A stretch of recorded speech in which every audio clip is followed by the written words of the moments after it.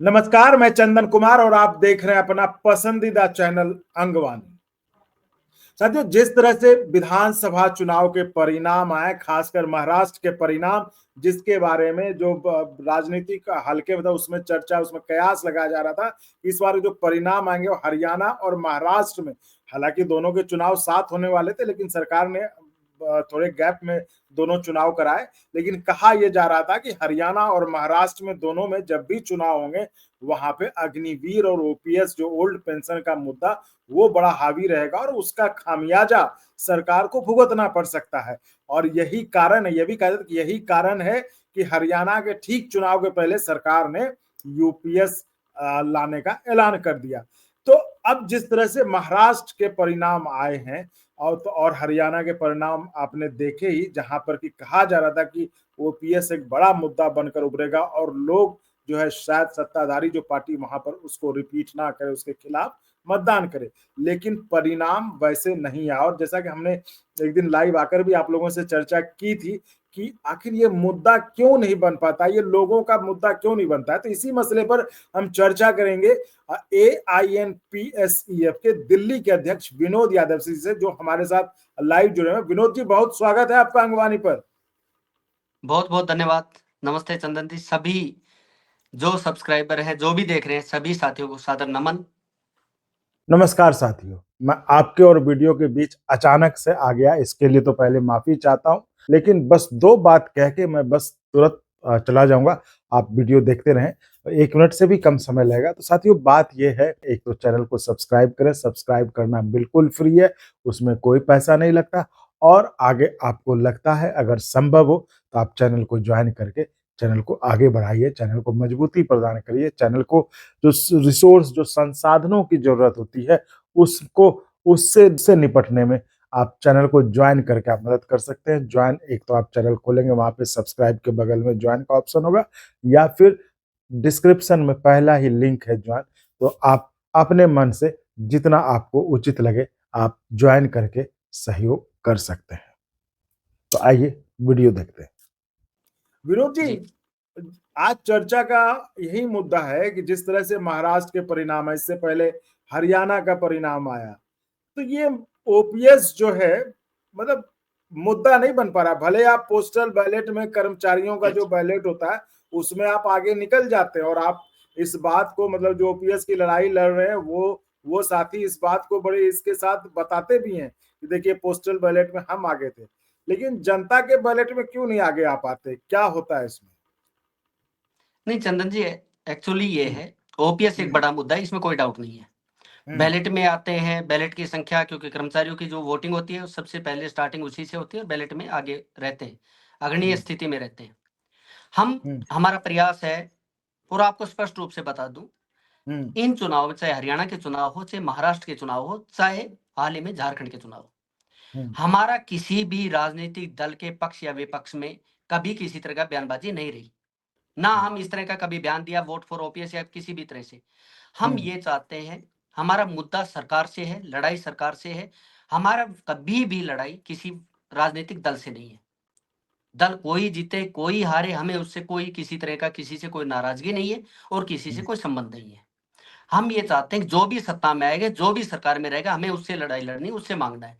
हम लड़ेंगे भी उससे, बातचीत भी उससे करेंगे और अपनी बात मनवाएं भी उसी से के। अब महाराष्ट्र में जिसकी भी सरकार आई, हम ये नहीं है कि यदि हम वोट फॉर ओपीएस जिसके लिए कहें उसके लिए चलाएं और वो नहीं जीतता तो हम अपना मुद्दा छोड़ दें। जो चीज हरियाणा में देखी, वोट फॉर ओपीएस जिसकी कर रहे थे, उम्मीद आएगी बदलाव होगा, वो नहीं हुआ। इसका मतलब ये तो नहीं है हम ओपीएस का मुद्दा छोड़ देंगे। हमारी लड़ाई जिसकी भी सरकार बनेगी, जो भी सत्ता में आएगा, हमारा जो पुरानी पेंशन बहाली का मुद्दा है वो भी किसी तरह से टेबल टॉक से, किसी तरह से भी, चाहे संघर्ष से, हमें सत्ता से लेना है। और हम सरकार के अभिन्न अंग हैं। कर्मचारी, हम डायरेक्ट या इनडायरेक्ट रूप से कैसे भी कहें, कर्मचारी हमेशा सरकार का हिस्सा होता है। सरकार की जो भी चीज होती है, पॉलिसीज होती है, उसको इंप्लीमेंट कर्मचारी करता है। उनकी नीतियों को जनता तक पहुंचाने का काम कर्मचारी करता है। अब कर्मचारी की अपनी जो जिम्मेवारी है, अपने जो मुद्दे हैं, वो भी तो सरकार तक पहुंचाना कर्मचारी का ही काम है। और उसी को रिप्रेजेंट करते हुए all India NPS employ federation किसी भी राज्य में है, चाहे सत्ता में कोई भी दल हो, चाहे केंद्र में किसी की भी सरकार हो, हमारी पुरानी पेंशन बहाली के लिए टेक्निकली रूप से पत्र व्यवहार के तरीके से हम पुरानी पेंशन बहाली के लिए संघर्ष कर रहे हैं और निश्चित रूप से हमें पूरी उम्मीद है जल्दी हम पुरानी पेंशन के रूप में जरूर प्राप्त कर लेंगे। यूपीएस में 50% प्लस डीए की गारंटी जैसा मुद्दा आ गया। हम अब हमारा कॉर्पस चाहिए, जो हमारा कॉर्पस है वो विद इंटरेस्ट चाहिए, और उसके साथ साथ जो इनिशियल सर्विस की जो 25 साल है हमारी कोशिश है उसको 20 साल में कर दे। अब उसको वो एक तरह से ओपीएस हो जाएगी। अब उसका नाम चाहे सरकार कुछ भी रखे। नहीं तो विनोद जी ये बताइए, क्या ये कहाँ पे, मतलब ये कमी कहाँ पे रहती है? जनता क्या इससे कनेक्ट फील नहीं करती है आपके मुद्दे से? मतलब ठीक है, कर्मचारियों का जो वोट आता है पोस्टल बैलेट, उसमें तो आगे रहते हैं, उसमें तो जो भी जैसे एक तरह से मान के चलते हैं कि बीजेपी सरकार, जो कर्मचारी मानते हैं कि बीजेपी सरकार जो है शायद ओपीएस नहीं दे रही, तो वो उनके खिलाफ वोट करते हैं। तो वहां वहां तो देखते हैं पोस्टल बैलेट में सरकार के खिलाफ वोट होता है, लेकिन जो आम जनता का जो वोट होता है वो उस तरह से रिजल्ट को पलट देती है। चाहे पोस्टल बैलेट में आपको लीड भी मिले तो भी उसको, जो आम जनता का वोट है वो पीछे। तो क्या लगता है आपको, क्या ये कनेक्ट नहीं हो पाया? आम जनता इसको नहीं मान रही कि हाँ कर्मचारियों को ओपीएस मिलना चाहिए? चंदन जी, स्पष्ट रूप से कर्मचारी के परिवार भी होते हैं, उनके रिलेटिव्स भी होते हैं। कर्मचारी, इसमें कोई डाउट नहीं, लगभग कर्मचारी 2% है। उनका हम्म। परिवार, उनके रिलेटिव, या हमें इस आंदोलन को लेकर के, इस मुहिम को ओपीएस बहाली के लिए जनमानस का आंदोलन बनाना होगा, और उसी के लिए हम लगातार प्रयासरत हैं। कर्मचारी किसी भी देश के किसी भी नागरिक के लिए हम्म। या आर्थिक रूप से संकट नहीं है। कर्मचारी जो अपनी सेवा दे रहा है वो उम्मीद करता है कि उसको रिटायरमेंट के बाद में उसको बुढ़ापा आराम से सुरक्षित रहे। उसके लिए ओल्ड एज सिक्योरिटी की बात कर रहा है, उसी की मांग कर रही है। और आपके माध्यम से या अन्य जो भी सोशल मीडिया के प्लेटफॉर्म है उसके माध्यम से हम जनता तक यही अपने विचार रखने की कोशिश करते हैं, बात पहुंचाने की कोशिश करते हैं कि हम ओल्ड एज की बात करें, ओल्ड एज इनकम सिक्योरिटी की बात करें, ताकि हमारा बुढ़ापा आराम से हम सर्वाइव कर पाए, हमारी जो बेसिक नीड है रिटायरमेंट के बाद उसको पूरी कर पाए। नहीं तो कहीं ये तो नहीं लगता कि जो जनता सोचती कि नहीं कर्मचारियों को क्यों मिलेगा पेंशन, नहीं नहीं, हमें मतलब ऐसा नहीं कर्मचारियों। लगता। हाँ? निश्चित रूप से हमें ऐसा नहीं लगता कि जनता है, कर्मचारी कहीं न कहीं उनके भी कनेक्टिविटी में एक सरकारी कर्मचारी होंगे, और हम्म। कर्मचारी कभी भी जनता में से ही निकले हुए व्यक्ति हैं कर्मचारी। आम हम्म। जनमानस से ही निकले हुए तो फिर जो क्यों नहीं, सिलेक्टेड तो है। वोट तो आपकी आपकी बातों पर वोट क्यों नहीं पड़ता? लोग क्यों नहीं आपके बात मानते? नहीं, वोट मानते हैं, लेकिन हम केवल ये कहते हैं कि वोट का ही माध्यम है। वोट को पुरानी पेंशन बहाली से नहीं जोड़ना चाहिए। मैं आपको स्पष्ट रूप से बताऊं, देश की हम्म। इतनी किसी भी राज्य में चुनाव हो, उसमें काफी जनसंख्या होती है, काफी वोटर्स होते हैं, केवल कर्मचारी नहीं होते हैं, और सबके सहयोग से सरकार बनती है। चाहे यूथ हो, चाहे ओल्ड एज वाले हो, या गवर्नमेंट एम्प्लॉयज हो, सभी से मिल करके, वोटर्स को मिल करके सरकार बनती है। अकेली सरकारी कर्मचारियों की कह दे, या यूथ की कह दे, या ओल्ड एज की कह दे, उनकी नहीं होती, सरकार सबकी होती है। और सरकार बनने के बाद में, जिस भी राजनीतिक दल की सरकार बने, सरकार बनने के बाद में सरकार का दायित्व है सभी वर्गों का ध्यान रखना, उनका ख्याल रखना। चाहे वो सरकारी कर्मचारी हो, चाहे वो रोजगार का मुद्दा हो, पेंशन का मुद्दा हो, हर एक को सिक्योरिटी, सोशल सिक्योरिटी देना सरकार की जिम्मेवारी है। और निश्चित रूप से चाहे महाराष्ट्र हो, चाहे झारखंड हो, या पीछे हरियाणा में सरकार बनी हो, हम all India NPS employ federation, चाहे सत्ता में कोई भी दल आए, हमारा हम्म। वार्तालाप कभी बंद नहीं होगी। और पुरानी पेंशन बहाली के लिए टेबल टॉक के जरिए टेक्निकली हमारा संघर्ष जारी रहेगा जब तक पुरानी पेंशन बहाल नहीं हो जाती। विनोद जी बताए, अब तो देखिए लोगों को भी लगने लगा है, कर्मचारियों को भी शायद लगने लगा है कि जिस तरह से अब जो सरकार अभी बीजेपी के, वो शायद ओपीएस ना देगी, और चुनाव परिणाम जिस तरह से आते हैं वो लग रहा है कि हर जगह बीजेपी ही जीतती जा रही है। तो उनको भी लगता है कि मतलब विरोध करना न करना बेकार ही है। तो ऐसे हालात में आप लोगों को क्या लगता है कि ओपीएस का सपना सच हो पाएगा? चंदन जी, स्पष्ट रूप से बता दूं, हम्म। बीजेपी सरकार लंबे टाइम से, लगभग 2014 से केंद्र सरकार में है। हम्म। आपकी एनपीएस में काफी अमेंडमेंट भी इसी सरकार ने किया है, हम्म। और हम अपने संघर्ष से सरकार को यह भी समझाने में सफल हुए हैं, एनपीएस गलत थी इसलिए सरकार यूपीएस लेकर के आई। हम्म। सरकार ने जो हमारी पुरानी मांग थी, हम ये कहते थे कि हमारे मार्केट के हवाले कर्मचारियों को मत छोड़ो, उन्हें गारंटीड दो पेंशन की गारंटी मिलनी चाहिए। यूपीएस में ये लेकर के आए 50% जो बेसिक है लास्ट उसका बेसिक का प्लस डीए, जो ओल्ड एज जो सिक्योरिटी की बात करते हैं वो गारंटीड पेंशन की बात की। अब हम लड़ाई रह गई जो हमारा कॉर्पस है वो विद इंटरेस्ट लेने की।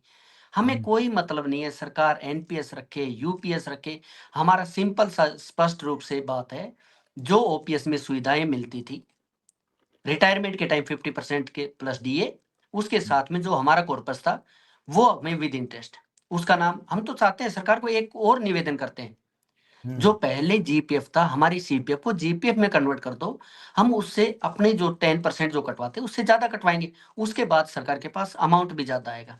अब सरकार की उसके बाद इच्छा है वो किस में इन्वेस्ट करना चाहती है, हमें जो हमारा कॉर्पस है वो विद इंटरेस्ट वापस दे दे।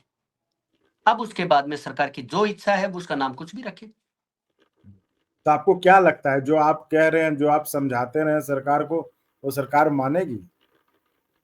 हम पूरी तरह से आशान्वित है, हम सरकार बदलने का इंतजार नहीं करेंगे, हम बातचीत से टेक्निकली समझाने में कामयाब होंगे निश्चित रूप से कि हमारा कॉर्पस विद इंटरेस्ट दें, और इसमें जो अमेंडमेंट करके हम चाहते हैं कि जो यूपीएस का जो गजट नोटिफिकेशन आए उसमें जो सुधार की गुंजाइश है, जो हमने बात वार्तालाप करके अपना मेमोरेंडम दिया, आपने देखा होगा 17 नवंबर को जो हमारी पेंशन जयघोष रैली थी, उसके बाद में गवर्नमेंट की तरफ से कॉल के बाद 18 तारीख को हमने अपना प्रेजेंटेशन दिया, उसमें दोनों मुद्दे हमने रखे हैं और निश्चित रूप से हमारे उन मुद्दों के ऊपर सरकार संज्ञान लेगी।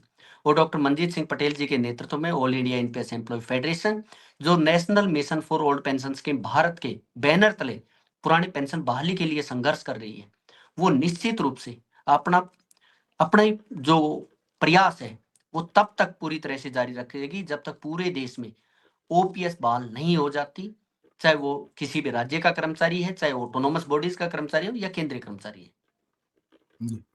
ठीक है विनोद जी, इसी तरह चर्चा में हम और आपके साथ जुड़ते रहेंगे आगे भी। तो ये हमारी खास बातचीत AINPSCF के दिल्ली के अध्यक्ष विनोद यादव जी से, जिनका साफ साफ कहना था कि हमें कौन सी पार्टी सत्ता में आती है, सरकार में आती है, हमें उससे कोई मतलब नहीं, क्योंकि हम सरकार के अंग हैं।